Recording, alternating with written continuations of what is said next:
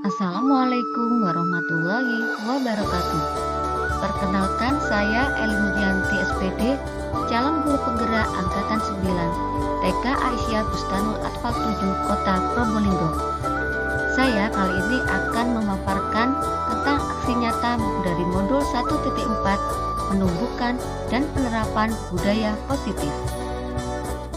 Dan perkenalkan juga beliau adalah Ibu Erina Dwi Astuti MPD, pengajar praktik, dan Ibu Heti Yuliani MPD, fasilitator.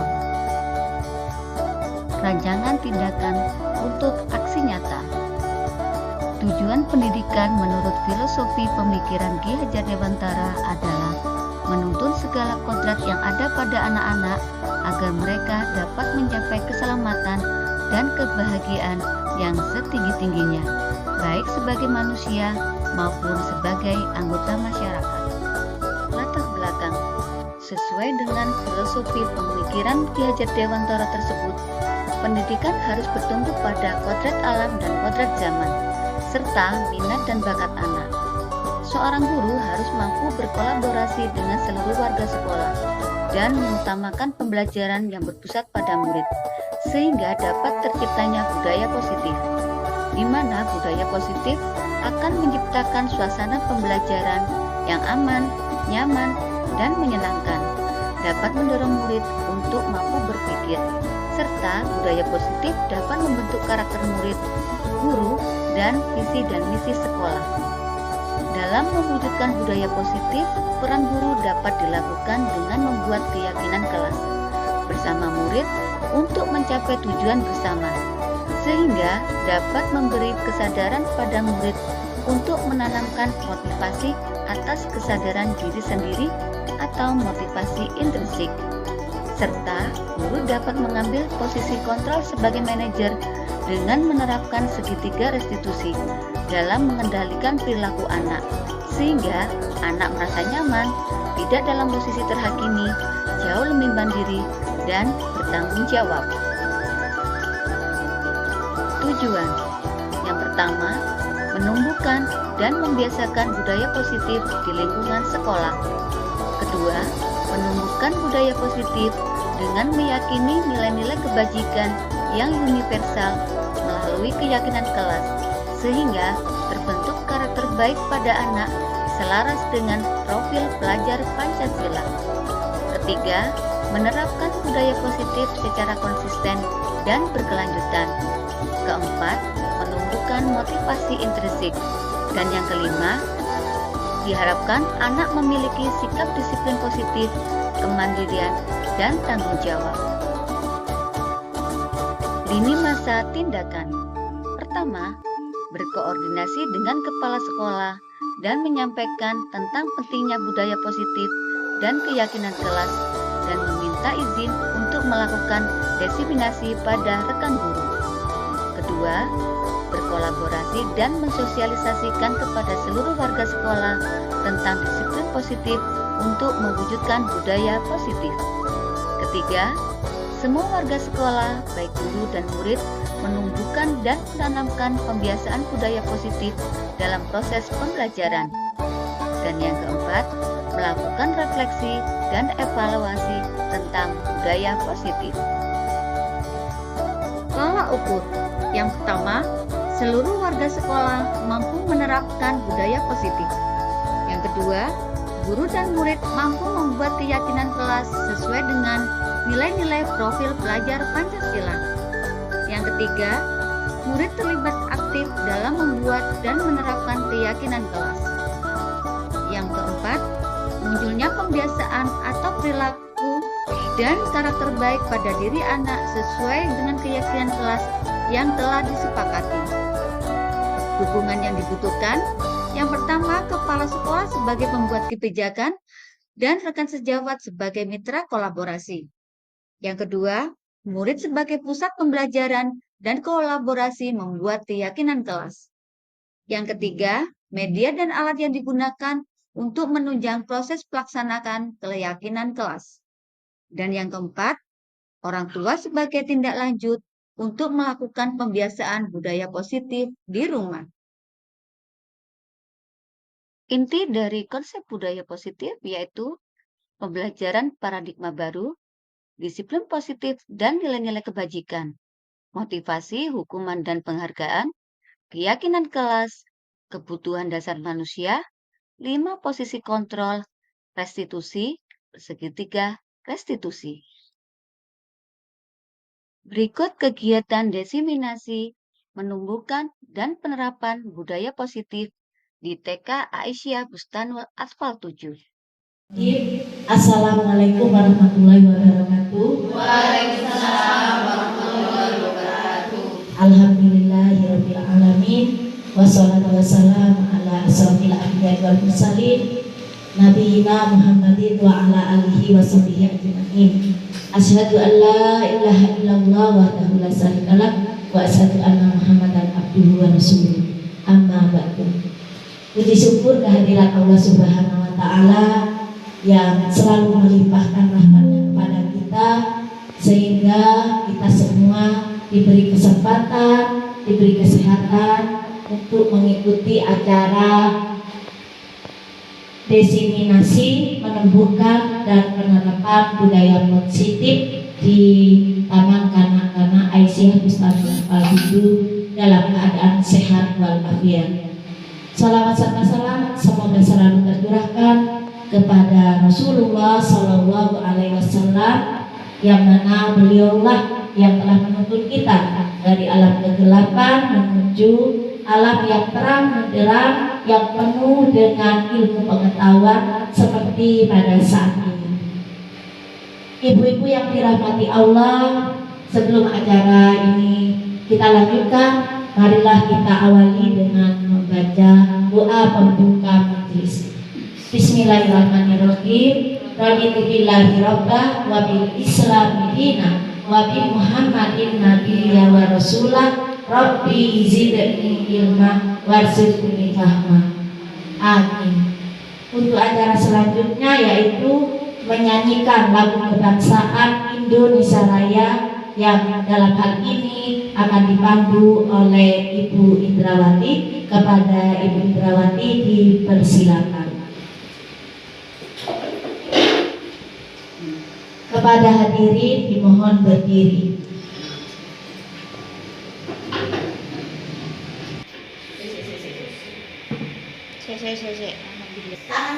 Tiga.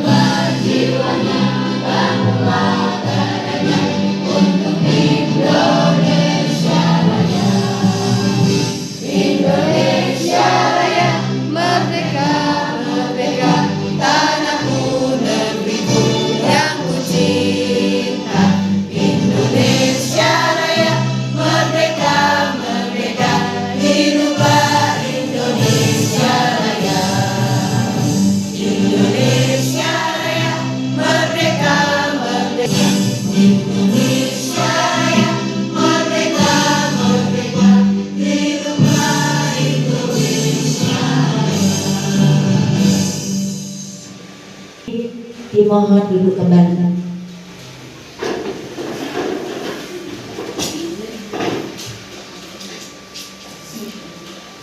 Untuk acara selanjutnya yaitu materi oleh calon guru penggerak angkatan 9 yaitu Ibu Eli Nuryanti Sarjana Pendidikan. Kepada beliau dipersilakan.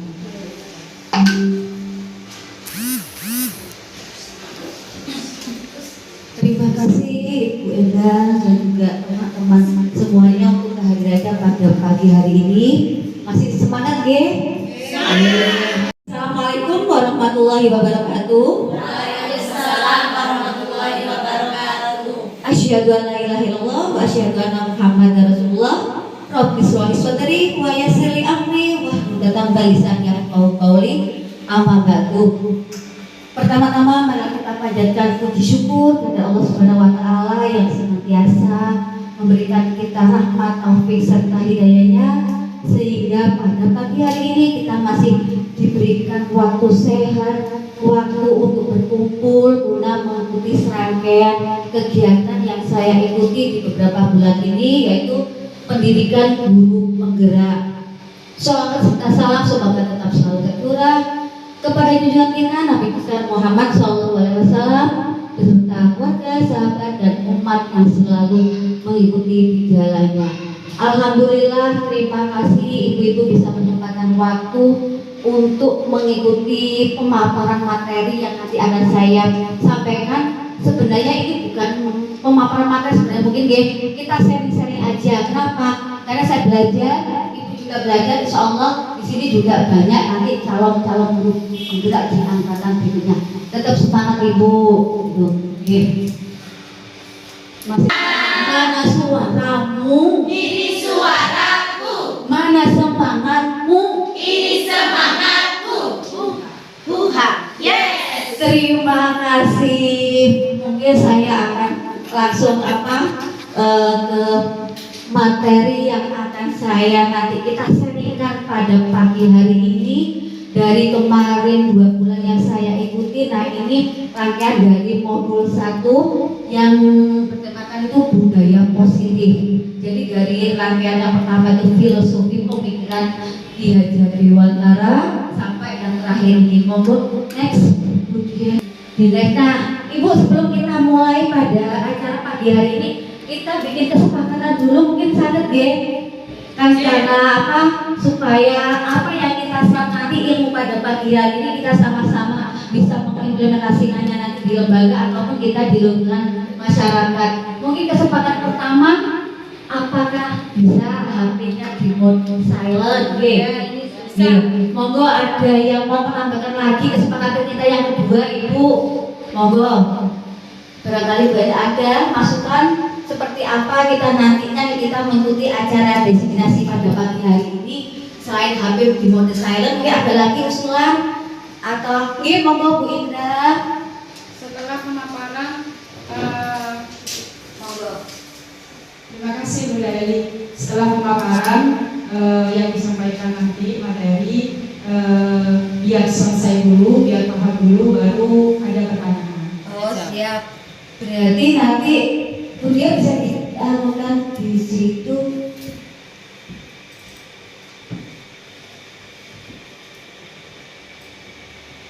Di atas lain ya.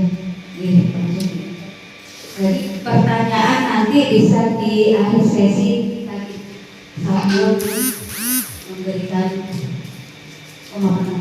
Monggo ada lagi Bu. Monggo Bu Endang. Terima kasih kesempatannya dari tidak meninggalkan ruangan ini sebelum acara selesai. Itu gimana itu? Kecuali dalam hal yang sangat urgent. Sepakat ya, berarti kita tetap ada di sini sampai nanti acara kecuali ada berbeda, Ya. ada ujian monggo. Yang kedua, ya tahan dulu untuk tidak ngobrol, kecuali kita sharing atau berdiskusi tentang acara ini. Fokus Fokus, fokus pada pagi hari ini. Terima kasih. Jadi ada poin yang ketiga tadi sahabat benar tidak. Yang kita sepakati, terima kasih. Jadi kesepakatan kita pada pagi hari ini ketika tadi yang pertama HP mode silent, pertanyaan, terus ngapunten kalau makan minum diizinkan, kita sepakat boleh ya Bu saat. Oke. Tapi siap. Berarti Bu Dia ditambah satu lagi, ternyata makan minum boleh selama kita tidak saling mengganggu, siap. Jadi makan minum diizinkan, diperbolehkan ya. Hari ini untuk acara diseminasi pada pagi hari ini. Oke, bisa di next. Nah, saya awal dulu Ibu untuk memahamkan kita rancangan tindakan untuk aksi nyata di modul 1.4 ini. Next ya. Nah, dari tujuan pendidikan yang disampaikan menurut filosofi pemikiran Ki Hajar Dewantara itu adalah bahwa pendidikan itu menuntut skala kodrat anak itu, agar mereka dapat mencapai keselamatan dan kebahagiaan yang setinggi-tingginya baik sebagai manusia maupun sebagai anggota masyarakat. Anak-anak harus dididik sesuai dengan kodrat alam dan kodrat zamannya. Nah, Ibu, jadi tempat kita pendidikan itu seperti persawahan atau perkebunan. Kita sebagai petaninya, apakah memungkinkan ketika kita menanam satu tanaman akan muncul tanaman yang lainnya? Apakah memungkinkan Ibu? Oke. Memungkinkankah misalkan kita menanam satu tanaman, tapi tanaman padi yang kita tanam apakah mungkin tumbuh jagung? Kalau menanam padi bisa menggowenda. Yang saya ketahui, jika kita menanam padi itu akan tumbuh rumput, tapi kalau kita menanam rumput belum tentu tumbuh padi. Itu Bisa diberikan mungkin dari pemikirannya Bu Ena itu seperti apa ketika menanam padi bisa tumbuh rumput, tapi kalau rumput belum tentu seperti itu. misalnya kita menanamkan kebaikan, dan kebaikan itu kan bisa sampai menjadi deposito kita di akhirat. Nah, kita di dunia juga mendapatkan kebaikan juga, mendapatkan sesuatu juga. Itu yang saya ketahui. Ibu beri tepuk tangan untuk Bu Eda. Terima kasih. Oke. Dan di sini dari pemikiran filosofi Ki Hajar Dewantara itu bahwa ketika kita menanam padi, mungkin dari Bu Eda apa yang dikatakan tadi itu memang kita akan mendapat kebaikan. Namun ketika kita menanam padi, berusaha bagaimana padi itu tumbuh dengan baik. Jadi tidak mungkin kita akan menanam padi akan menanam jagung. Bagaimana kita menyampaikan, bagaimana caranya kita supaya anak-anak itu tumbuh dengan baik. Sama dengan padi, apakah mungkin akan kita beri pupuk, bisa pupuk, apakah dengan air yang cukup, mungkin hal-hal kecil seperti itu yang harus sama dengan filosofi pemikiran Ki Hajar Dewantara bahwa menanam sesuatu itu haruslah kita disesuaikan dengan bakat dan minat, sesuaikan dengan apa yang kita tanam. Kita tanam jagung, bagaimana jagung itu bisa tumbuh dengan baik, bagaimana jagung itu bisa berbuah dengan baik. Itulah yang kita harapkan sesuai pemikiran dari Ki Hajar Dewantara dalam mendidik anak, harus sesuai dengan kodratnya, kodrat alam lingkungannya maupun kodrat zamannya, zaman sekarang zaman apa. Nah, itu harus kita pahami, harus kita istilahnya kita tuh harus menguasai di zaman yang sekarang ini. Nah, itu next kemudian. Nah, latar belakangnya Ibu sesuai dengan filosofi pemikiran Ki Hajar Dewantara tersebut bahwa pendidikan harus bertumpu pada kodrat alam dan kodrat zaman serta minat dan bakat anak. Kita sebagai seorang guru harus mampu berkolaborasi dengan seluruh warga stakeholder yang ada di sekolah, terutama Ibu, karena kita menginginkan mengutamakan pembelajaran itu yang berpusat pada anak sehingga terciptalah budaya positif. Nah, karena dengan budaya positif itu akan menciptakan suasana pembelajaran yang aman, nyaman dan menyenangkan untuk anak-anak didik kita gitu. Jadi mereka bisa mampu untuk berpikir, mampu membentuk karakternya, guru dan visi-misi sekolah itu juga dapat tercipta. Tujuan kita juga dapat tercipta. Nah, dalam mewujudkan budaya positif diperlukan kolaborasi dan kerjasama. Nah, sehingga bagaimana supaya kerjasama itu sesuai dengan tujuan yang sama. Nah, itu di sini kita membuat suatu keyakinan. Bisa keyakinan sekolah, sesama guru, sesama karyawan, ataupun jika di kelas kita membuat keyakinan kelas bersama dengan anak-anak. Nah, itu salah satunya. Kenapa kita harus membuat keyakinan? Kok kita tidak membuat peraturan? Mungkin ada yang bisa menyampaikan kita harus membuat keyakinan aja deh daripada kita membuat peraturan ke anak-anak. Boleh ada yang ingin menyampaikan Ibu?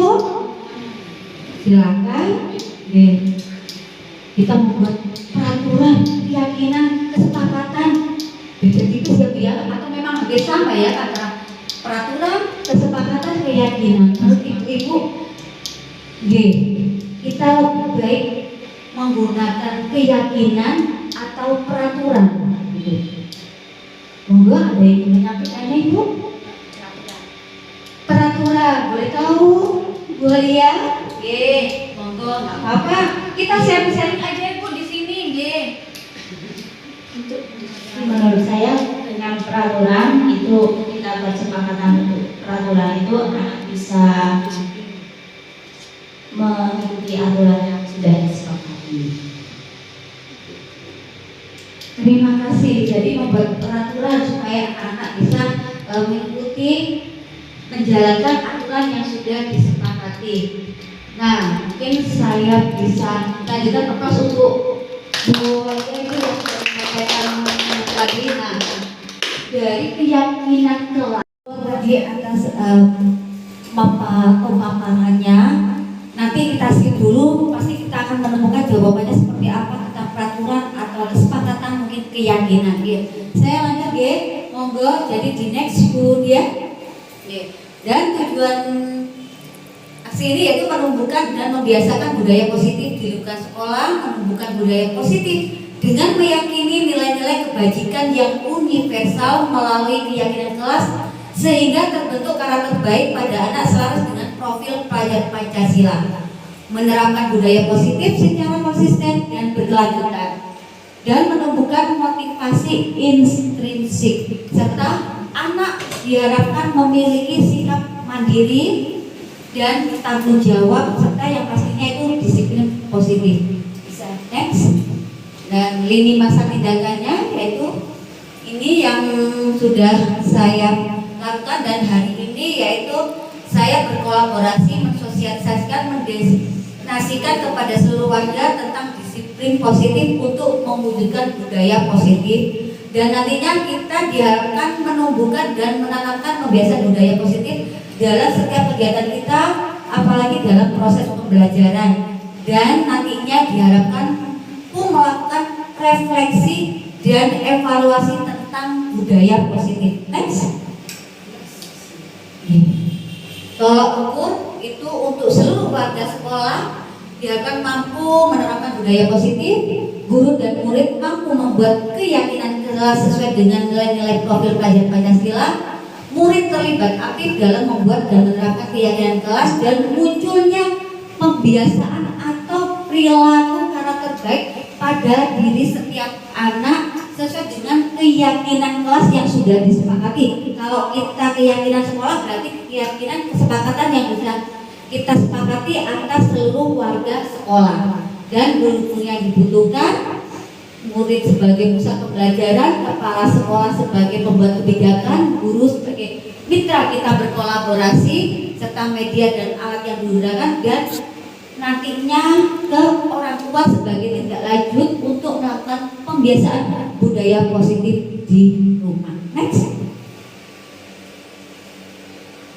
Nah, jadi ini dari modus 1 tentang budaya positif, yaitu menumbuhkan dan penerapan budaya positif di TK Aisyah Bustanul Atfal 7.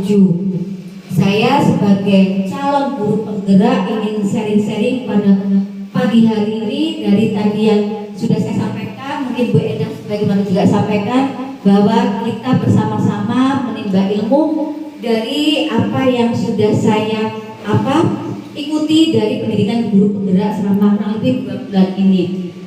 Dan dari menumbuhkan dan menerapkan budaya positif ini diharapkan kita mampu untuk menanamkan dan mengimplementasikannya dalam kehidupan kita, terutama dengan anak-anak didik kita. Inti dari konsep budaya positif yaitu ada disiplin positif dan nilai-nilai kebajikan, motivasi, hukuman dan penghargaan, keyakinan kelas, kebutuhan dasar manusia, 5 posisi kontrol dan restitusi, segitiga restitusi. Oke, di next. Nah, Ibu, kita sharing deh. Menurut ibu-ibu yang hebat ini, mana guru hebat? Ini guru hebat, Mana guru santun? ini guru santun, Mana guru baik? ini guru baik. Buha, buha. Yes. Terima kasih semangatnya. Ibu, menurut Ibu guru hebat semua yang ada di sini, apakah dengan pemberian hukuman itu dapat mendisiplinkan anak? Ada bisa memberikan mennya?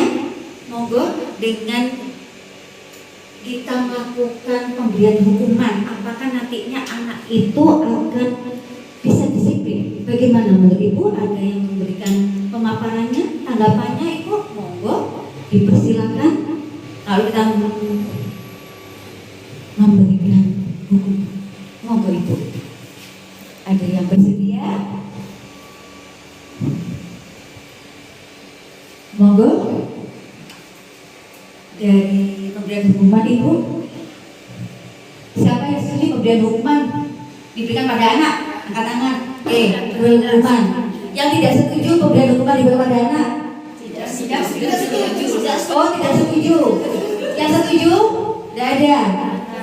Oke, nanti kita akan menentukan jawabannya bersama-sama. Kita next ya, lanjut ya. Nah, menurut Ibu belum? Ya, kasih. Oke.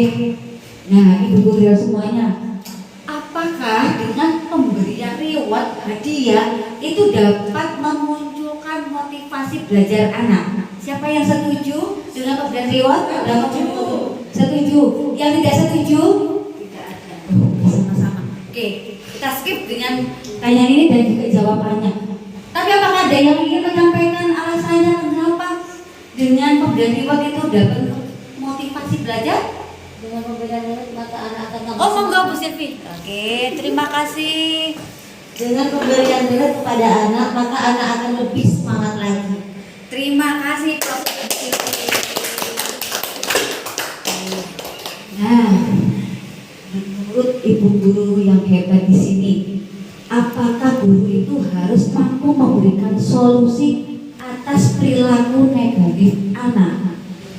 Setujukah jika guru harus memberikan solusi? Setuju? Sepakat? Sepakat semuanya? Oke. Dan yang terakhir, menurut Ibu guru hebat di sini, apakah peran kita sebagai guru itu bisa memulai kita berperan sebagai teman? Siapa yang setuju guru itu perannya sebagai teman? Setuju semuanya sebagai teman? Oke. Apakah ada yang ingin menyampaikan alasan kenapa kita harus sebagai teman? Boleh, monggo Bu Endang. Sebagai teman kita harus saling berbagi, bekerja sama, berkolaborasi untuk mendidik anak-anak sehingga apa tujuan kita bisa terwujudkan. Cita-cita kita untuk mendidik anak menjadi anak yang berakhlak mulia, berkarakter, mempunyai pendidikan yang lebih baik, itu yang kita harapkan bisa terwujudkan, bisa tercapai. Terima kasih Bu Endang. Agar nanti dari pertanyaan dan juga jawaban akan kita temukannya secara bersama-sama nanti Bu. Monggo di next.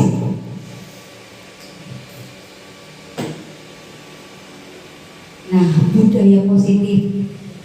Adakah menurut pemikiran Ibu dari apa yang tulis di slide itu berbeda? Seperti apakah menurut pandangan Ibu tentang budaya positif? Apakah cukup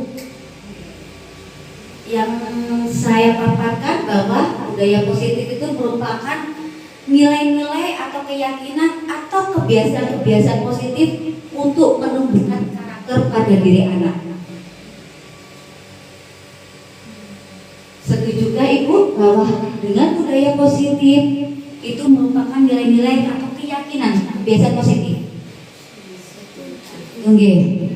Nah, sekolah diharapkan mempunyai peranan yang penting dalam membentuk karakter budaya positif, di mana dengan terciptanya budaya positif akan berdampak terciptanya pula bangunlah lingkungan yang aman, nyaman untuk proses pembelajaran yang menyenangkan dan ramah bagi peserta didik, sehingga mereka akan merasa gembira, akan merasa selamat, bahagia, senang. Jadi tidak ada alasan untuk mereka lagi, mereka enggan untuk datang ke sekolah, untuk belajar, untuk meningkatkan kemampuannya. Nah, itu dari segi budaya positif. Bisa di-next? Nah, Ibu, kita mau bermain sedikit ya. Moga kita bisa baca dulu. Nanti dari tulisan pun kita bermain itu mengepal tangan. Nah, oke. Kita main bersama-sama ya. Kelihatan yang belakang Putra ya? Budiana juga kelihatan? Oke. Kita bermain sesama teman. Pertanyaan pematiknya ada di poin 1, 2, 3 Ibu. Kita lakukan yang poin pertama dulu. Boleh sesama teman sebelahnya, atau mungkin kita merasa sudah punya kemampuan untuk kita lakukan sendiri, tapi itu biasanya akan cenderung pikiran kita akan tidak sinkron. Mungkin kita akan cenderung ke tangan yang kanan. Apakah tangan kanan itu bisa jadi membuka atau tetap mempertahankannya? Tapi kalau kita bermain dengan sesama teman, mungkin itu akan berbeda Ibu. Nah, jadi pertanyaan pematiknya itu, apakah kita atau teman kita membuka kepala kita? Gitu. Mengapa? Nah, bisa kita lakukan bersama, paham Ibu? Moga gimana? Sesama teman kita saling mengepalkan.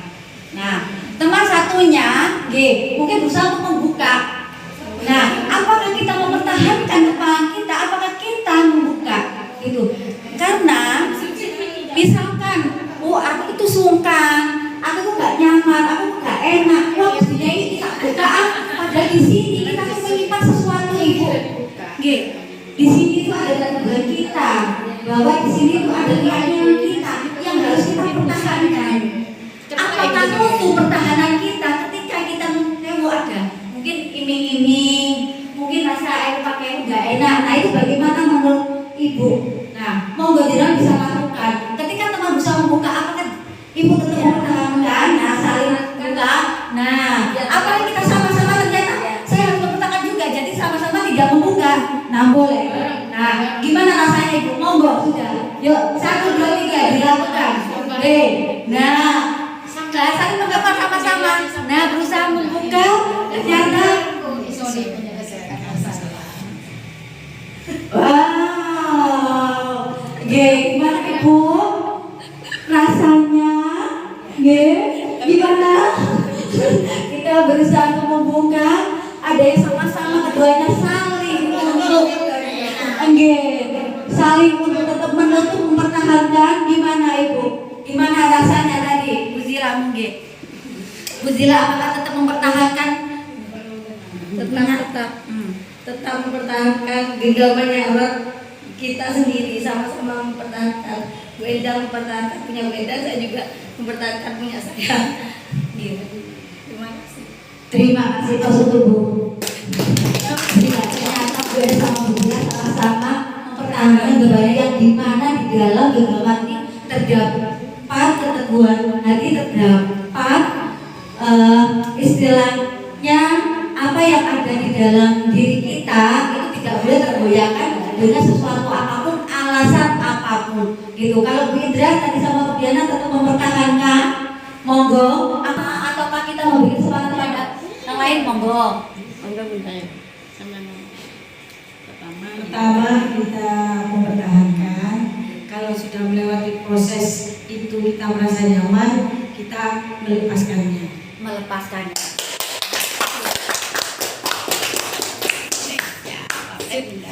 Jadi dari diri. Monggo. Kalau punya kontrol.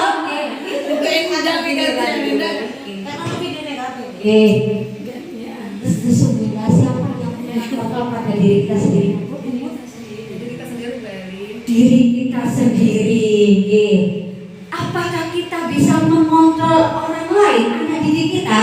Kalau ada didik bisa, kalau orang lain tidak. Kalau anak didik bisa, apakah bisa menyampaikan kenapa kita bisa mengontrol anak didik kita?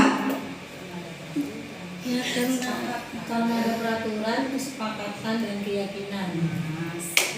Karena ada peraturan, kesepakatan dan keyakinan. Terima kasih sekali lagi. Tepuk tangan untuk dia.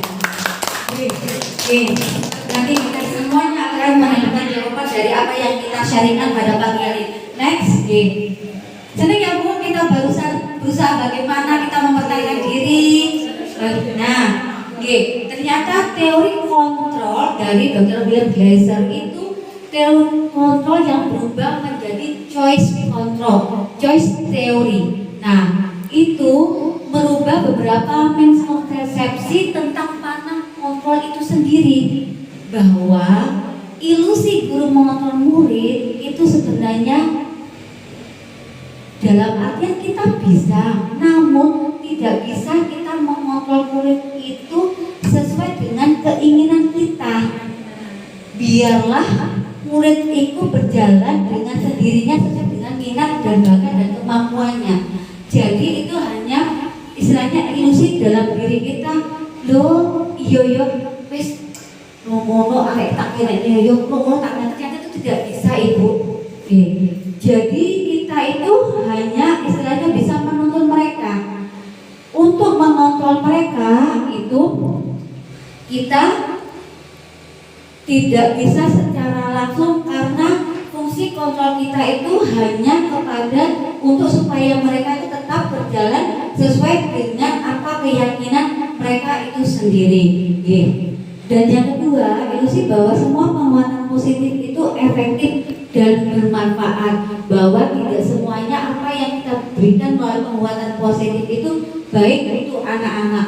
Ada kalanya kita memberikan penguatan itu kepada anak-anak yang tidak harus berbuat baik dalam artian oh anak ini hebat, namun di sisi lain ternyata di luar kehebatan mereka masih perlu ada stimulus yang lebih lanjut yang harus diberikan. Nah, dari beberapa ilusi ini itu menggambarkan bahwa kita harus merubah mindset kita, bahwa kita sebagai pendidik itu tidak bisa dengan mudah untuk mengontrol anak serta didik karena mereka punya kontrol sendiri, dan itu diharapkan nantinya mereka itu mampu mengontrol dirinya sendiri.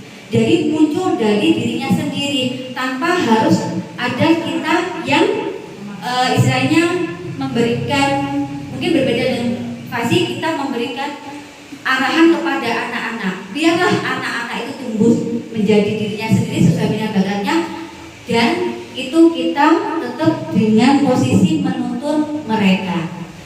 Dan dari paradigma stimulus respon kepada pendekatan teori kontrol, nah di situ Ibu bisa kita simak bersama-sama bahwa realitas kebutuhan kita itu sama, tapi nyatanya realitas kebutuhan kita itu berbeda. Tidak ada yang sama, walaupun sekecil apapun. Dan gak semua orang melihat hal yang sama.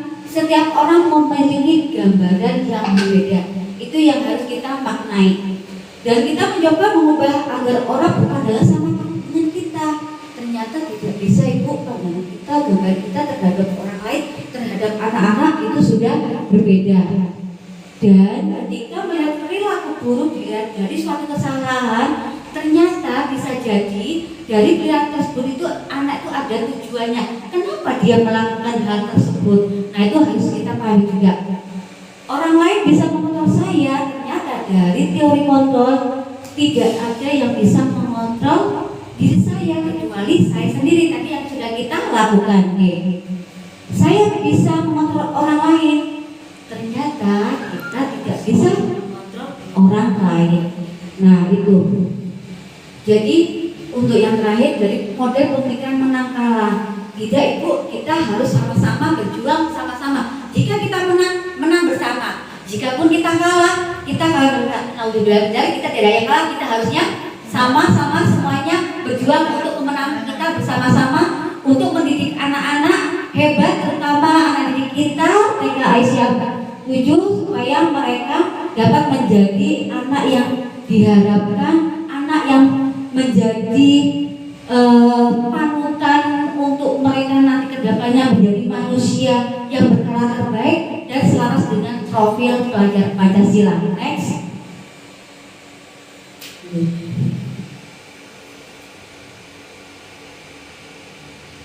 Disiplin positif. Nah, ini dari pemikiran Ki Hajar Dewantara berdasarkan bukunya beliau, bahwa di mana ada kemerdekaan, disitulah ada disiplin yang kuat.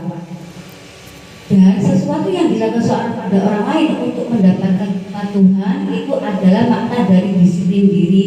Namun disiplin itu hendaknya muncul dari diri kita sendiri yang kita jadikan sebagai motivasi intrinsik atau internal, sehingga dalam melakukan sesuatu kita tidak ada harapan atau pamrih apapun. Namun jika memang dari motivasi intrinsik itu belum muncul, hendaknya kita menggunakan motivasi eksternal. Jadi ada bantuan dari orang di sekitarnya untuk membantu bagaimana motivasi itu supaya muncul dari diri anak tersebut. Masih semangat Ibu? Lemes? Oh, alhamdulillah. Tambah semangat.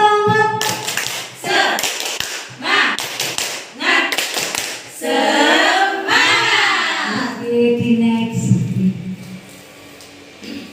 Nah, dari urutan tadi kita masuk dalam nilai-nilai kebajikan dari tadi disiplin positif dan juga nilai-nilai kebajikan. Ibu mungkin semuanya masih ingat beberapa nilai kebajikan. Monggo bisa disebutkan. Kelihatan Ibu nilai-nilai kebajikan dari profil pelajar Pancasila?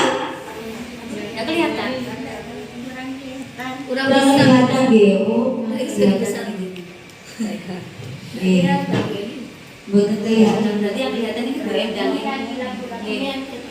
Bendang kelihatan. Ya, ada 6 profil pelajar Pancasila. Yang pertama berkebinekaan global, bergotong royong, kreatif, bernalar kritis, mandiri, beriman, bertakwa kepada Tuhan Yang Maha Esa, dan berakhlak mulia.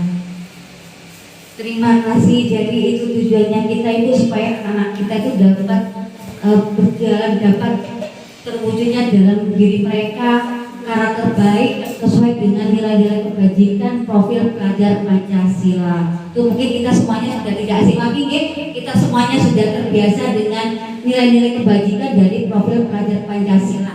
Next. Nah, Ibu, ini ya motivasi, hukuman, dan penghargaan. Ada 3 kunci motivasi perilaku manusia, yaitu yang pertama untuk menghindari ketidaknyamanan atau hukuman. Mungkin yang kedua bisa dibacakan. Yang kedua Untuk mendapatkan imbalan atau penghargaan dari orang lain. yang ketiga mungkin Untuk menjadi orang yang mereka inginkan dan menghargai diri sendiri dengan nilai-nilai yang mereka percaya. Jadi itu kunci tadi dari motivasi perilaku manusia, bahwa sebenarnya manusia itu hanya ingin menjadi ketidaknyamanan atau hukuman. Nah, dari yang kedua itu ada yang menginginkan itu ada imbalan, karena mereka ada pamrihnya seperti itu Bu, dan menjadi orang yang diinginkan atau menghadiri sendiri dengan nilai-nilai yang mereka percayai. Nah itu next. Ini Ibu, dari beberapa tadi itu sudah tergolongkan ada beberapa hukuman, konsekuensi, dan restitusi. Mungkin untuk restitusi di slide berikutnya Ibu kita bersama-sama kelihatan Bu, kurang jelas Oke, saya bacakan aja dari poinnya aja Nah, misalkan Ibu dari hukuman. Nah, hukuman itu sesuatu yang menyampaikannya itu harus terjadi.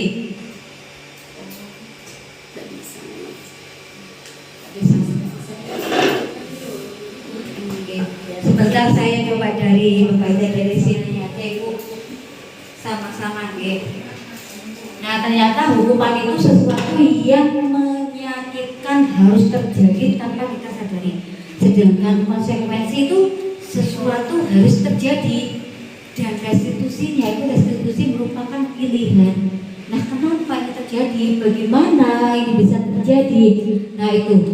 Dan ketika murid atau anak akan tersakiti dari segi hukuman, dari segi konsekuensi, itu murid atau anak dibuat tidak nyaman. Restitusinya murid atau anak mendapatkan penguatan. Itu salah satunya. Dari hal-hal yang tersebut, bahwa ketika hukuman itu kita jadikan suatu yang negatif dengan pembahasaannya yang ada yang kita kalau hukuman itu kayak apa sih, misalkan pembahasaannya itu saya coba kalau di sini Bu ya.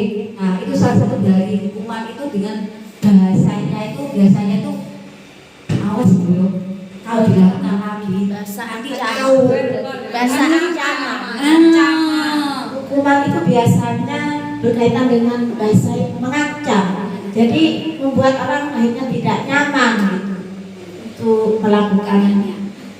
Ya, terima kasih Bu Endang. Hukuman itu bahasanya itu ancaman, orang itu tidak nyaman untuk melakukan. Nah, sedangkan konsekuensi itu ada di posisi netral. Nah, dengan bahasanya itu yang biasanya kita tanpa kita sadari kita ucapkan itu, lakukan apa yang saya katakan. Nah, dengan nada-nada mungkin seperti itu, Bu. Nah, dari restitusi itu termasuk dari hal yang positif itu biasanya kita itu ada nanti suatu umpan balik dari apa yang kita sampaikan. Apakah hal ini sesungguhnya ingin kamu lakukan? Kan nanti pasti ada umpan balik. Jadi Ibu memahami nggih bedanya dari tadi hukuman, konsekuensi, restitusi.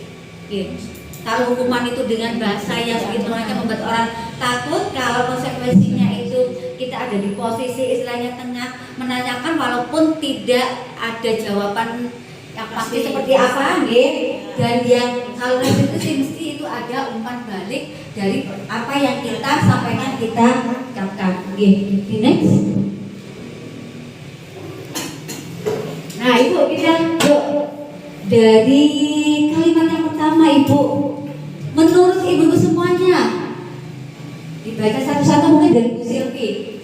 Hukuman atau konsekuensi. Mencatat 100 kali. Oh, enggak kelihatan tidak sih.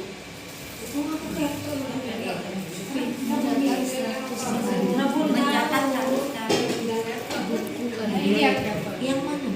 Dari kalimat yang pertama, mencatat 100 kali di dalam Mencatat 100 kali di dalam buku kalimat, saya tidak akan terlambat lagi karena terlambat ke sekolah. Nah, itu merupakan hukuman atau konsekuensi, Ibu-ibu? Konsekuensi. Oke. Next, mungkin Bu Hol bisa membaca yang lari mengelilingi. Dari mengelilingi lapangan basket 2 kali karena terlambat hadir di sekolah. Apakah hukuman atau konsekuensi? Hukuman. Oke. Setuju hukuman nggih, Bu? Sepakat? Monggo di next membersihkan. Membersihkan kata. Membersihkan coretan. Membersihkan coretan yang dibuatnya di meja tulis. Konsekuensi. Monggo bisa dilanjut. Murid diminta untuk push up 15 kali karena tidak menggunakan masker di sekolah. Hukuman atau hukuman? Monggo bisa dilanjut. Menggantikan kertas tugas teman yang telah dicoret-coret. Konsekuensi. Berjemur di lapangan basket pukul 12 siang karena mengobrol dengan teman.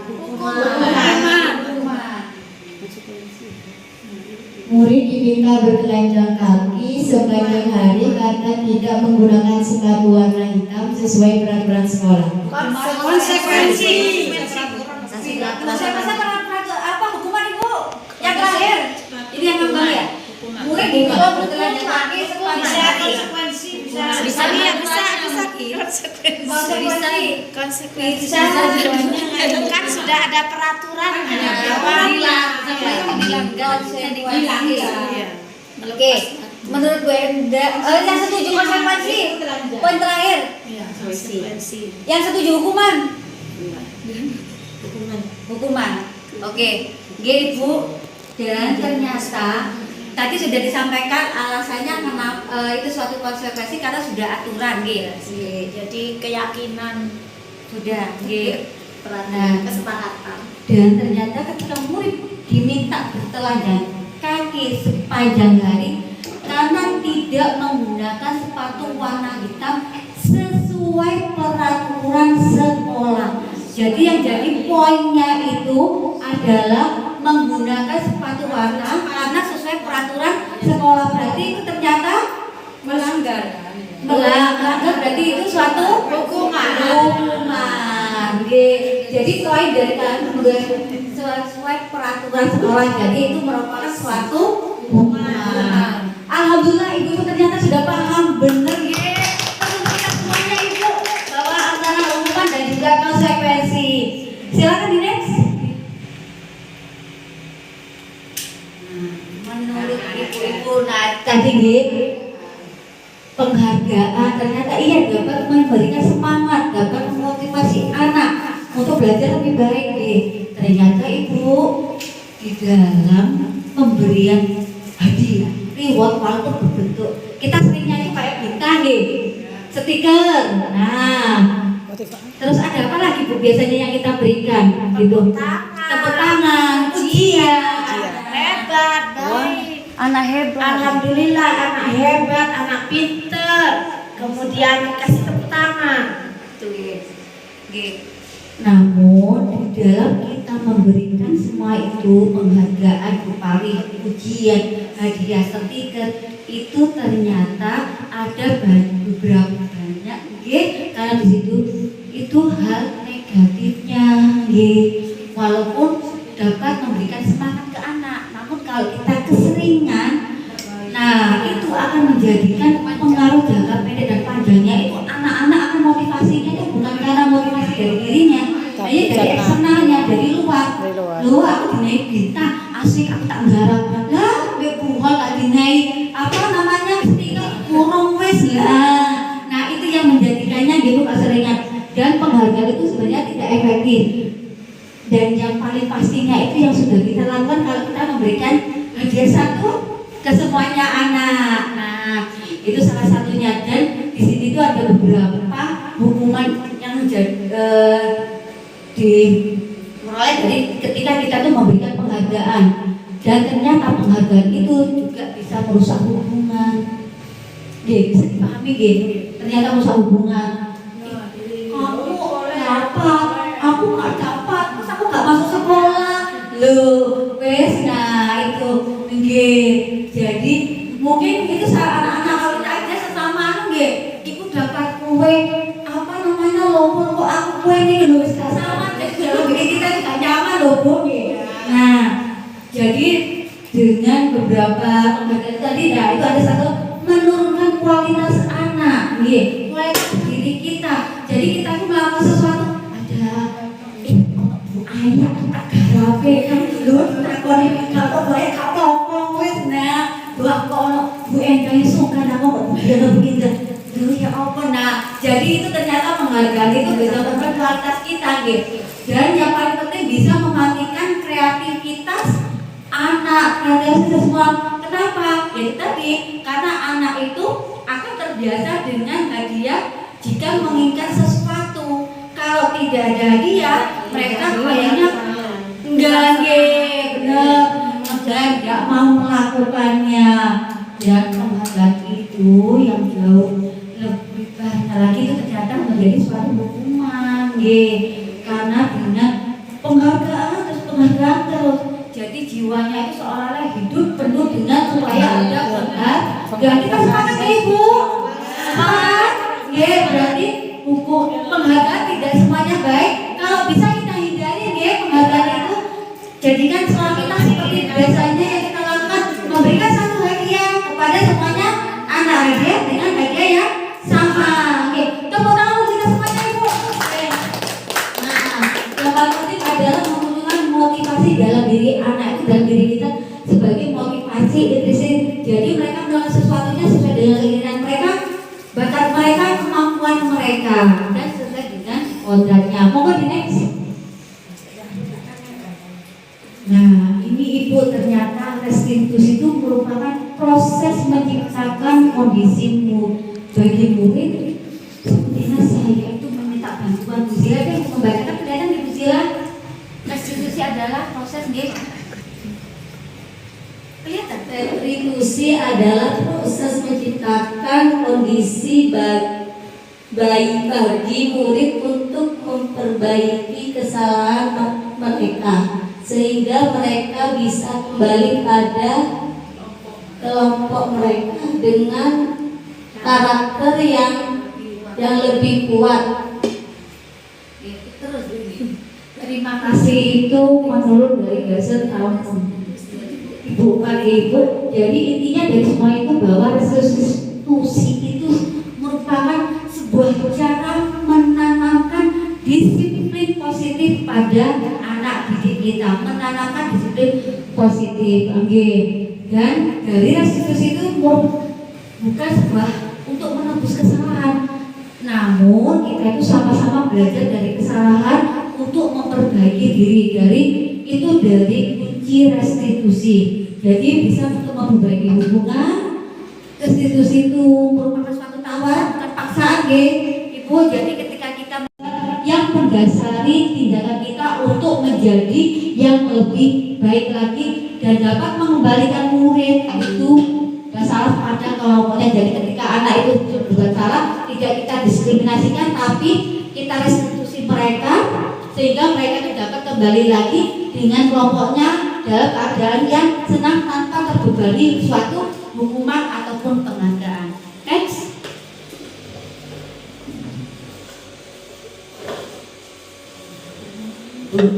Dari keyakinan kelas kita menuju ke keyakinan kelas. Menurut ibu-ibu dari poin pertama itu, kenapa ketika membagi peraturan menggunakan helm pada saat mengendarai sepeda motor, kenapa ya kita tuh harus menggunakan helm pada saat mengendarai sepeda motor? Kenapa ya Bu? Karena sudah peraturan, dan selain peraturan kita untuk menjaga diri agar kita bisa selamat, terlindungi kepala kita. Terima kasih Bu Eda, tepuk tangan untuk Bu Eda. Itu suatu peraturan, tapi yang paling penting tadi Bu Eda sebutkan itu untuk menjaga kita, keselamatan kita. Jadi masih gak ono polisi, gak ono aturan, sadari yo masih gawe ae saja supaya untuk menyelamatkan diri kita sendiri. Dan yang kedua, kenapa harus menggunakan masker? Apalagi kemarin pandemi ya Bu, kita jalan-jalan kemana-mana menggunakan masker. Kenapa sih? Kenapa harus menggunakan masker? Untuk menghindari penyakit, maksudnya sehat. Terima kasih, itu tangan untuk Busul. Nah, yang paling penting Ibu, biar kita itu sehat, kita enggak menolong orang lain dan bisa menjaga orang lain dan juga diri kita sendiri. Oke, nah itu dari beberapa. Nah dari keyakinan kelas itu kita bisa membuat pembentukan keyakinan kelas seperti apa. Nah salah satunya Ibu, kita itu harus dalam membuat keyakinan kelas ada pernyataan-pernyataan universal bahwa kita dalam membuat keyakinan kelas itu harus sesuai dengan kebajikan universal. Dan yang perlu kita ingat di dalam kita sebagai warga sekolah dan dipahami, hendaknya dalam membuat keyakinan kelas itu gak usah banyak-banyak. Walaupun anak-anak itu, terutama anak kita yang dia udah usia ini mungkin berbeda dengan jenjang lebih tinggi, mereka akan mudah. Oh iya di situ seperti kalau anak kan oke dengan bahasa negatif mereka. Nah kita rubah mereka itu menjadi kalimat yang positif. Kita jadikan satu apa yang ada di dalam pikiran mereka. Jadi biarkan kita itu memberi kesempatan kepada anak-anak untuk mencurahkan pendapatnya, apa yang menjadi keinginan mereka. Kalau kita di dalam lingkungan sekolah, nah kita memberi kesempatan kepada seluruh warga sekolah untuk mencurahkan pendapatnya. Itu dari pembentukan keyakinan sekolah atau kelas kita. Kemarin sudah saya terapkan Ibu, kita bagaimana membuat keyakinan kelas. Mungkin bisa saya sedikit tunjukkan dalam proses membuat keyakinan kelas di kelompok saya siap Ibu untuk menyimaknya. Tidak apa-apa kemudian di luar itu kemudian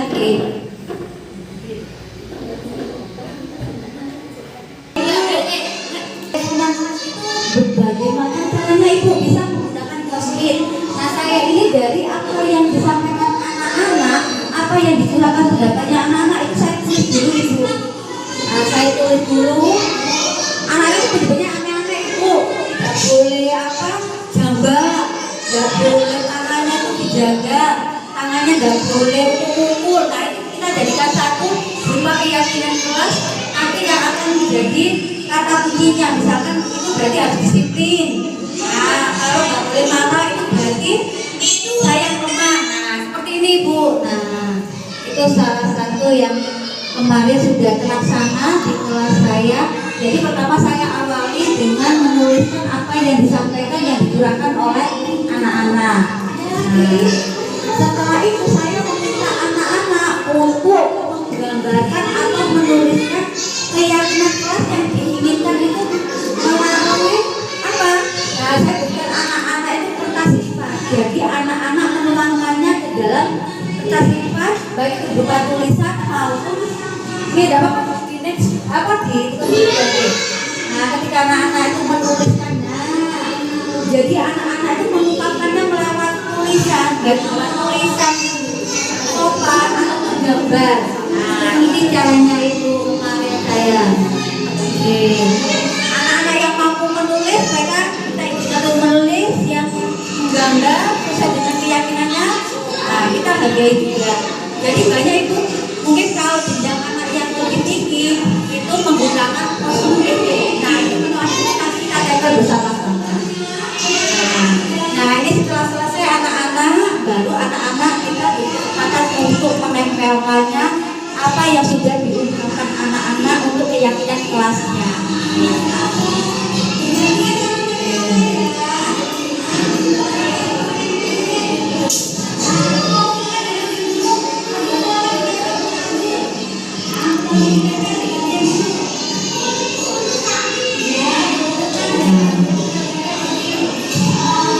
Nah, kalau berupa gambaran kita tanya Ibu, dia menggambarkan apa untuk keyakinan kelasnya. Mungkin agak dibutuhkan sampai yang sudah tertulis ya. Oke.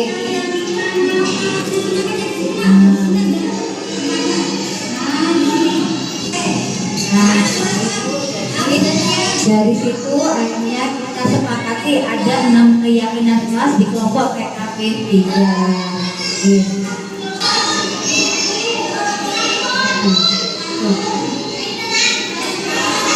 Nah, itu jadi anak-anak mengungkapkan sendiri keyakinannya yang sudah disepakati. Itu terima kasih. Kita kembali ke lagi. Satu Bu. Siap untuk membuat keyakinan kelas Ibu. Jadi dari tadi peraturan kesepakatan kita akhir dengan suatu keyakinan kelas. Kenapa keyakinan kelas? Karena supaya tumbuh dari anak-anak itu sendiri, supaya anak-anak bisa menyadari bahwa apa yang saya ungkapkan, apa yang saya inginkan, dia dapat menerapkannya dan berharap dengan segala sesuatu yang dia inginkan itu dapat menerapkannya. Jadi keyakinan itu yang akan kita tumbuhkan pada diri anak-anak. Jadi ini beberapa prosedur dari pembentukan keyakinan kelas. Mungkin kita bisa amati bersama-sama. Yang paling pasti gunakan kalimat negatif itu menjadi sebuah kalimat positif. Dan paling penting anak-anak juga bisa diberi kesempatan semuanya untuk mencurahkan pendapatnya. Next kemudian kita ke poin yang keempat, yaitu kebutuhan dasar manusia dari budaya positif ini. Ternyata dari kebutuhan dasar manusia itu kita mempunyai 5 kebutuhan dasar dari apa yang kita inginkan, anak-anak kita inginkan sebagai manusia, yaitu pertama kebutuhan bertahan hidup. Nah, di sini bertahan hidup itu mereka membutuhkan kesehatan, terus rumah, mungkin makanan ya untuk hidupkan secara biologis mereka. Dan yang kedua itu kasih sayang dan rasa diterima. Jadi anak-anak itu membutuhkan rasa kasih sayang dan rasa diterima bagaimanapun caranya. Walaupun mereka pernah melakukan kesalahan, mereka sangat membutuhkan sangat diterimanya kita di dalam pelukannya mungkin. Nah, apa yang mereka inginkan, nah itu menjadi kebutuhan kasih sayang dan rasa diterima. Dan yang ketiga, ternyata anak-anak itu membutuhkan penguasaan atau kebutuhan pengakuan atas kemampuannya, bahwa ketika memberi anak-anak memperoleh sudah melakukan sesuai dengan kemampuannya, kita berikan mereka itu apresiasi walaupun tadi tidak begitu intens dengan suatu ujian. Nah, supaya apa yang dilakukan anak-anak itu selalu muncul dari dirinya sendiri. Dan anak-anak itu ternyata membutuhkan kebebasan, kebutuhan untuk memilih sesuatu yang akan dia inginkan. Tuh.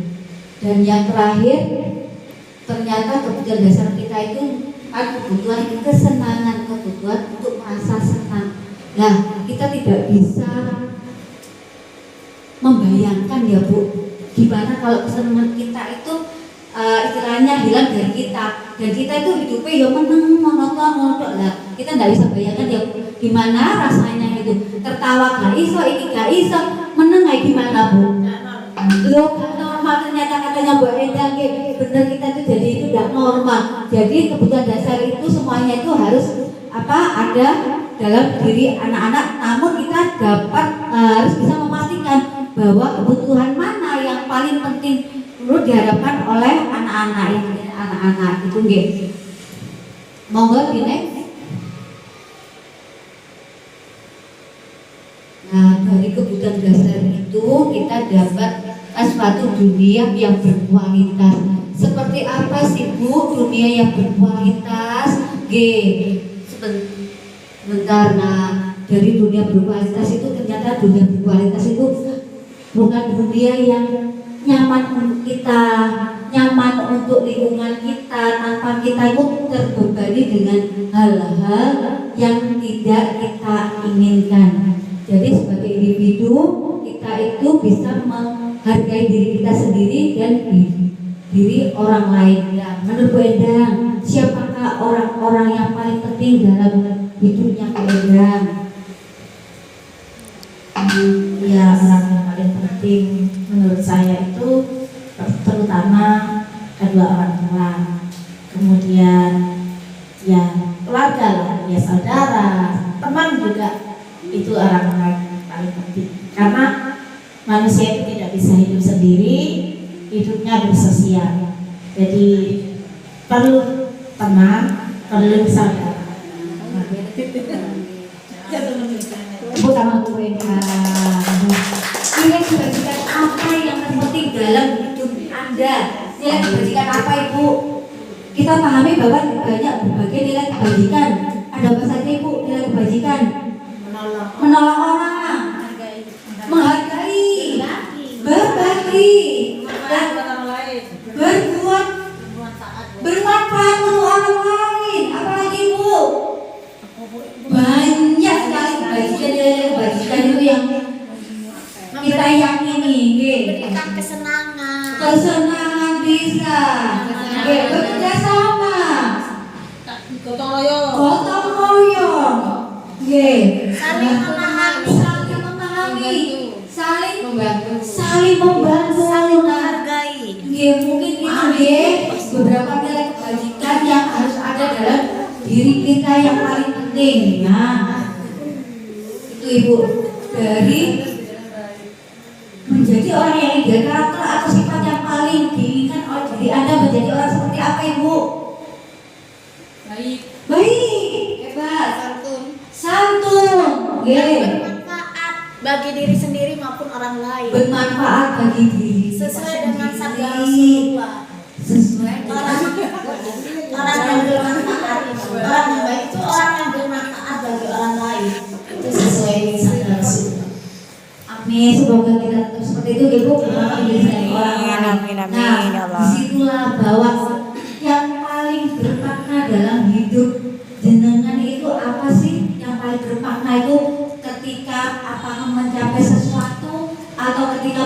sesuatu yang paling bermakna dalam hidup Anda, diri kita, diri jenengan semuanya. Mungkin salah satu bisa menyampaikan yang paling bermakna.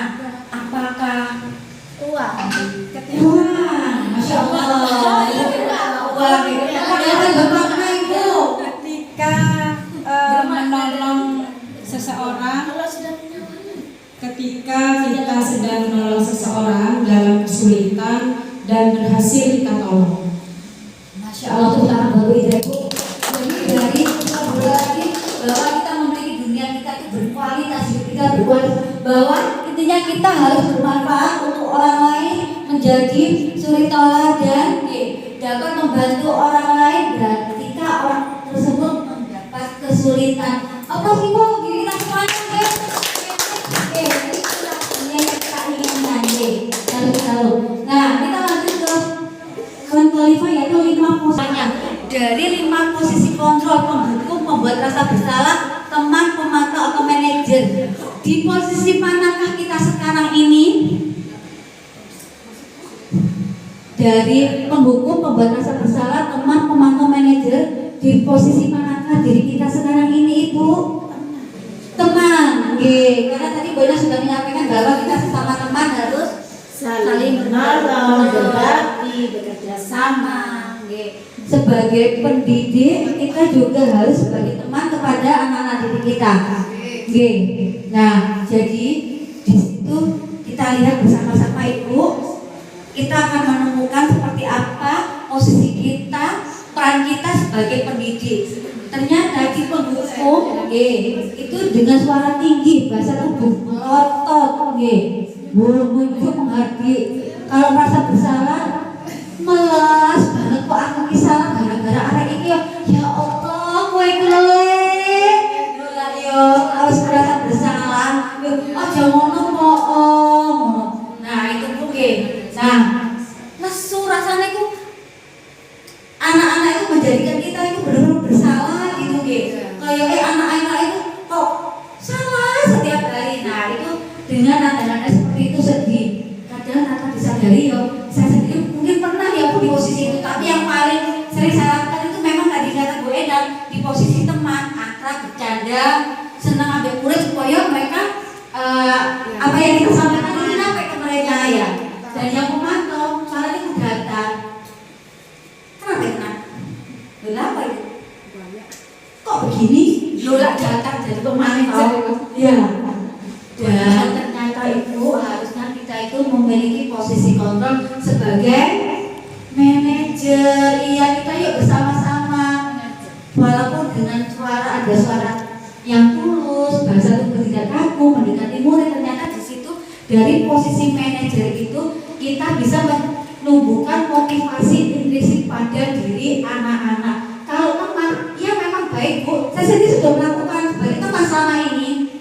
Enak gitu, cuman ada-ada itu akhirnya malam muanja lu endingnya orang kayak boleh kita itu kayak dicuekin. Lah pernah merasakan enggak Bu? Ayo sering pernah gitu. Iya sebagai teman ya. Nah kalau pemantau, karena aku tuh pemantau munggah titik. Ketika saya mempelajari ini naik sedikit, kok kaku. Anak-anak yang gak senang. Bu Eli kok kayak gitu? Bu Eli lagi. Gak enak sama Bu Eli. Nah itu yang saya rasakan gitu. Sama Bu, merasa seperti itu kalau pemantau. Dan saya mencoba jadi manajer, tegas-tegas sedikit, walaupun dengan nada suara yang apa? Kenapa? Harusnya seperti ini ya nak. Jadi mereka itu dalam artian kalau tadi itu cuekin, apa namanya? Gak menghiraukan kita. Akhirnya mereka itu akan menjadi anak yang dapat menjadikan dirinya sendiri itu sesuatu yang apa? Oh aku gak dihukum, aku juga dibiayai ikut, tapi dia harusnya kalau Bu Eli seperti ini, aku butuh gini. Nah, walaupun kita itu anak usia dini, kita belajar bersama-sama memposisikan diri sebagai manajer. Bersedia Ibu? Siap? Siap. Semangatnya mana Ibu? Oke. Walaupun kita di layanan TK, nanti ada di layanan juga. Nanti bagaimana kita belajar sama Bu, saya juga belajar di opposite jadi manajer itu. Ya kalau manajernya kantor perusahaan itu gampang enak, gitu ya. Nah kalau manajer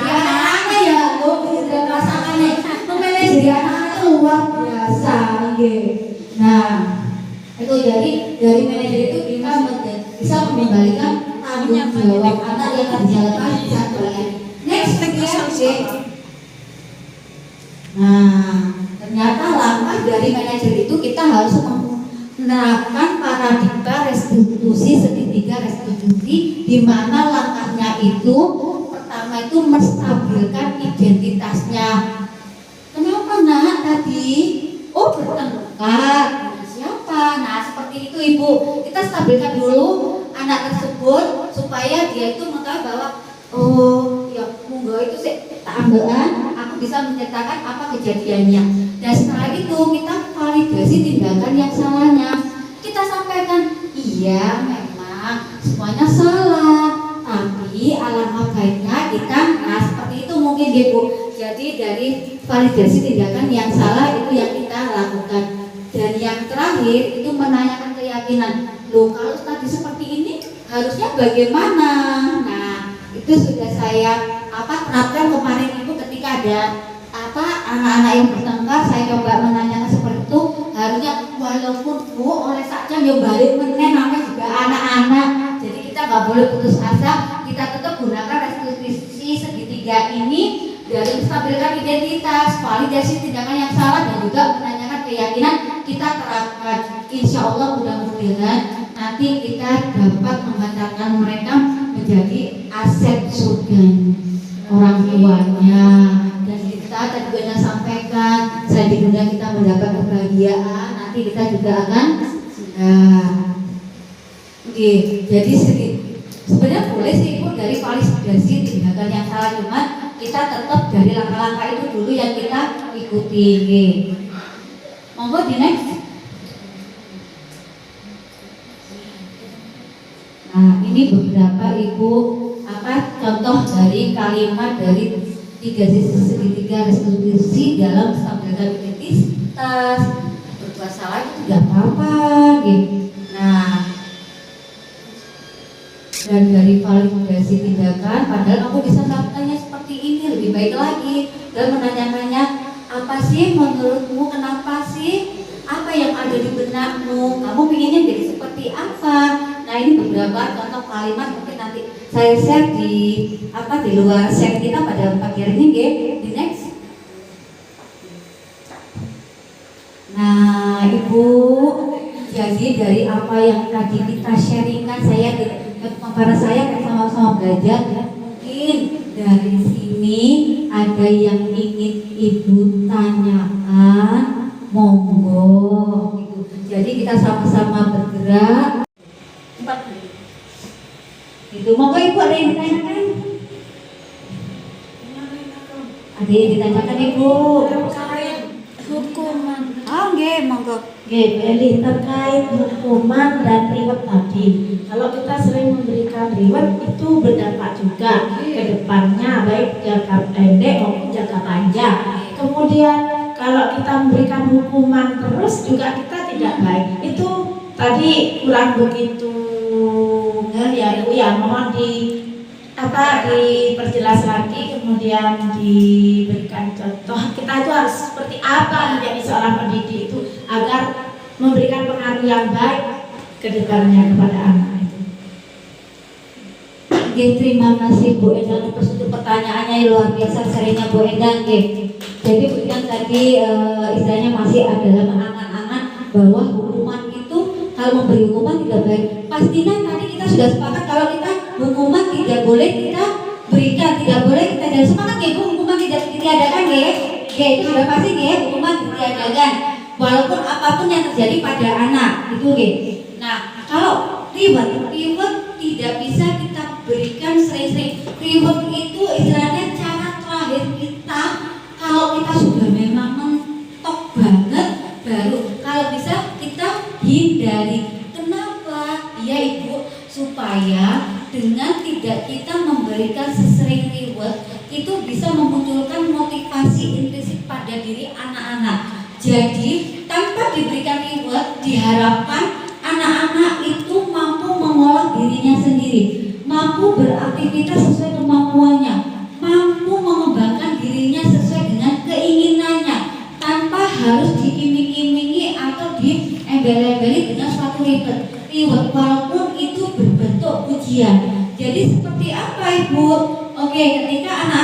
jalan-jalan, Bu, ini punya saya sudah selesai, oh sudah selesai.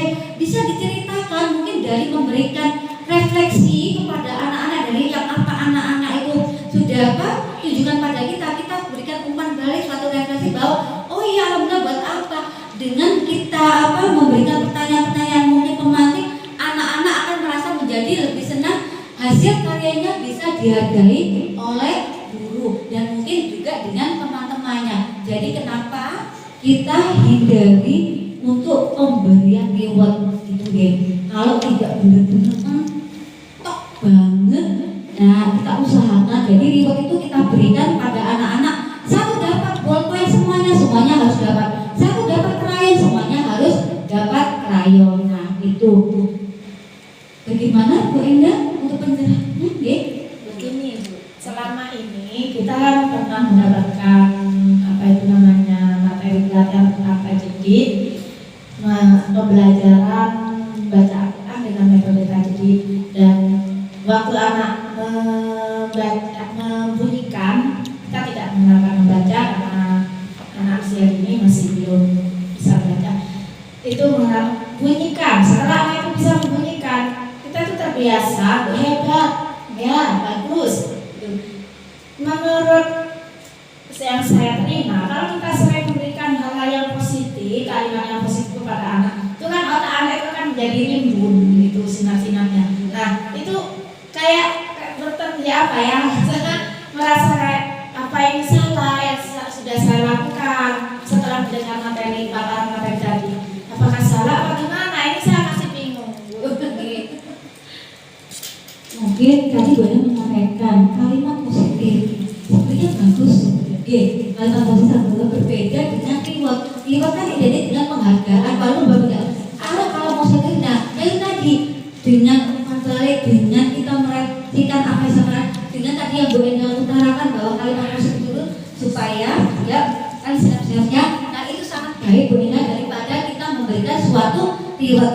Nah seperti itu jadi kita bisa membedakan bentuk dari kalimat positif tadi dengan pemberian reward yang berupa mungkin pujian. Kemudian wah anak itu sering kita ucapkan, nah seperti itu. Tapi kalau kalimat positif kan di saat-saat tertentu ketika anak-anak sudah melakukan sesuatu supaya menumbuhkan motivasi intrinsiknya gitu. Sepakat ya Ibu?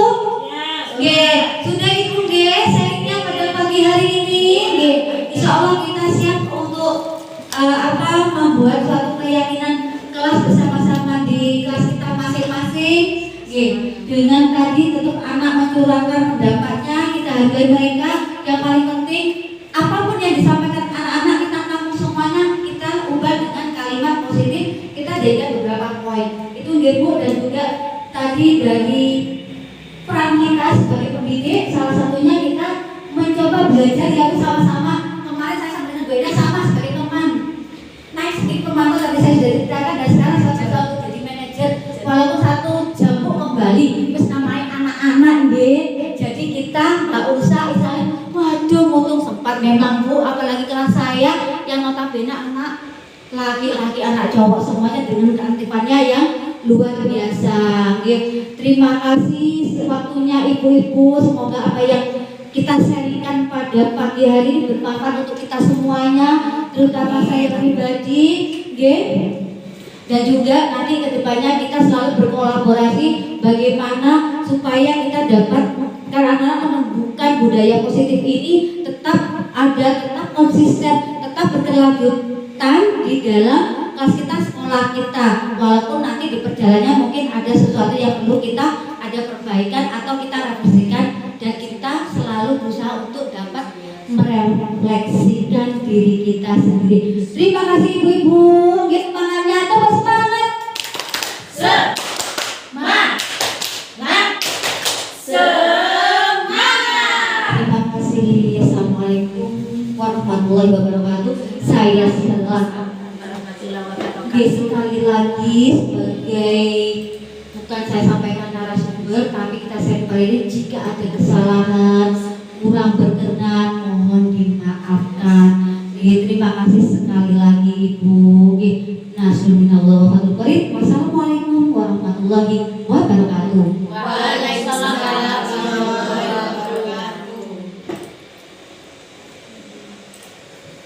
Alhamdulillah sudah kita ikuti bersama, kita dengarkan bersama paparan materi tentang menumbuhkan dan penerapan budaya positif di TK Abad 7 yang sudah disampaikan oleh Ibu Eli sebagai calon guru penggerak angkatan 9. Terima kasih atas perhatiannya Ibu-ibu, dan kita akhiri kegiatan pada pagi hari menjelang siang ini dengan istighfar 3 kali, kemudian surat Al-Asr, dan yang terakhir doa penutup majelis bersama-sama.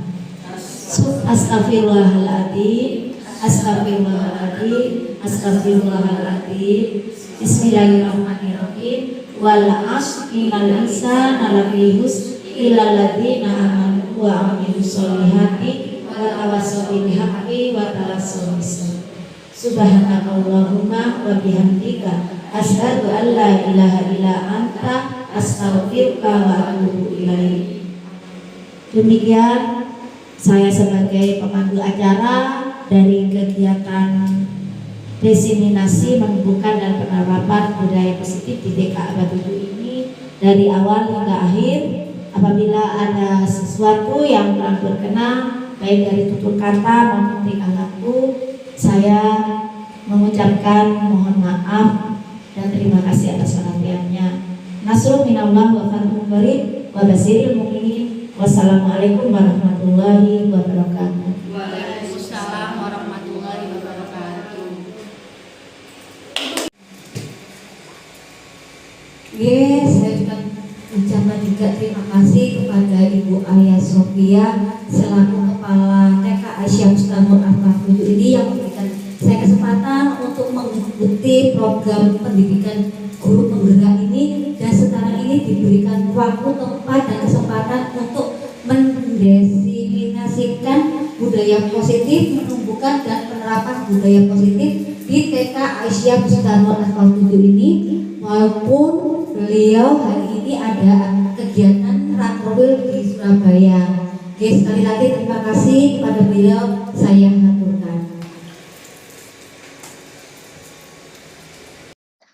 Penerapan keyakinan kelas di kelompok B3 TK Aisyah Bustanul Atfal 7.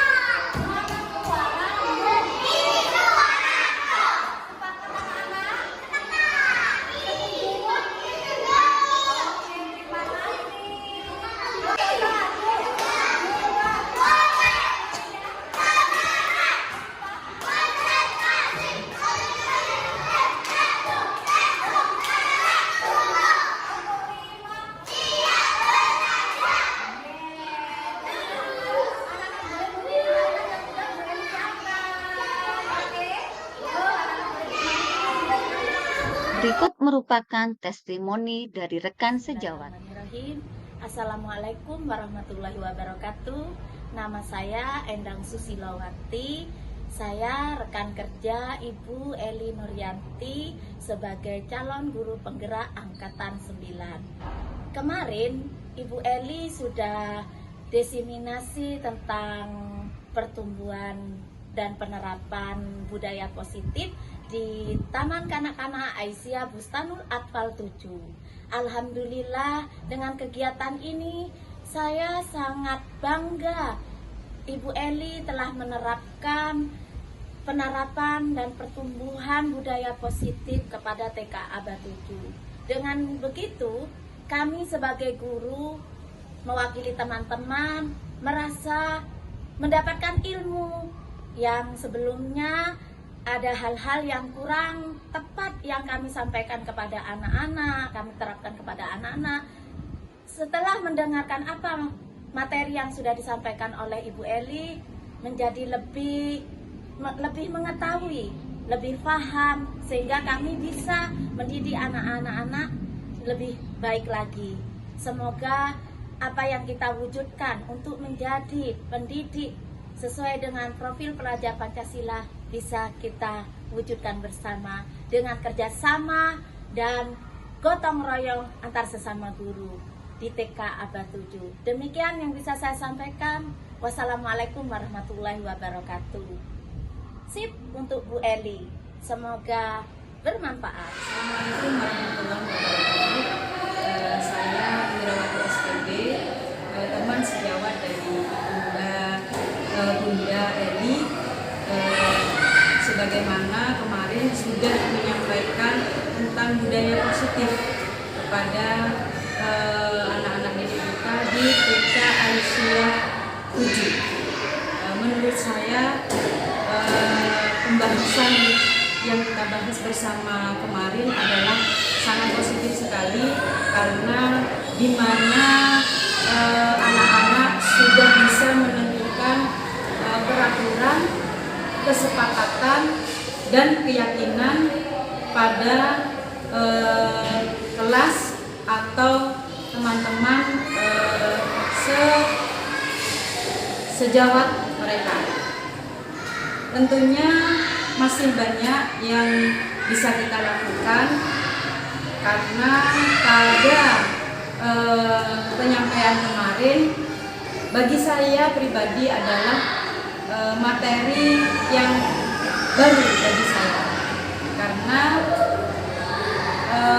menentukan peraturan dan kesepakatan menuju keyakinan itu perlu kerjasama antara guru kelas dan anak-anak di kelas.